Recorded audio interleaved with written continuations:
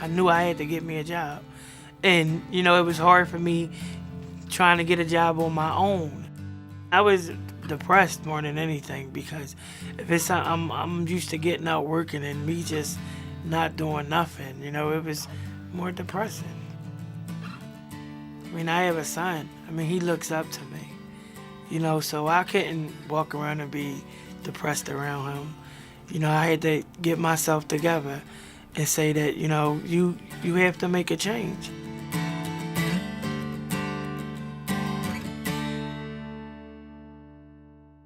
I used to work for Eckert's, and Eckert's had changed over to Rite Aid, and they had laid off all their employees. I was working there for like 7 years. I didn't finish high school. I dropped out at that 11th grade. My mom, she, been on drugs. My grandmother raised me, and I had grew up like taking care of myself. So it was like a big thing, because I'm used to working. I've been working since I was 15. I had started receiving public assistance, but in order for me to continue receiving it, I had signed up for the Earn Center.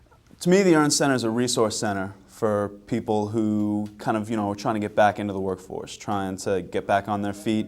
It's a place where they can come in, brush up on their skills, they can get training, get resume assistance, get set up with job leads.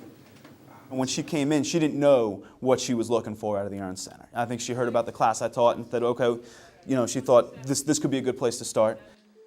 He was teaching me different things as far as, my math skills, brushing up on my math skills, brushing up on reading. It was basically like a school. 8 times 1 is 8. I mean, after you haven't been to school in so long, it's like things that's coming back. You like, well, what is this? Well, how do you do this? She was dedicated and committed. She stayed after class. She said, Mike, I want to go over these. Can we do some review on this stuff? Math, it was the hardest subject for me. At times it still can be hard, but I'm working fine. I'm doing fine with it though. I had, transitioned over and I had went through Abel Haven. Abel Haven is a ShotRite school that I had attended. By the grace of God, I mean, this is where I'm at today.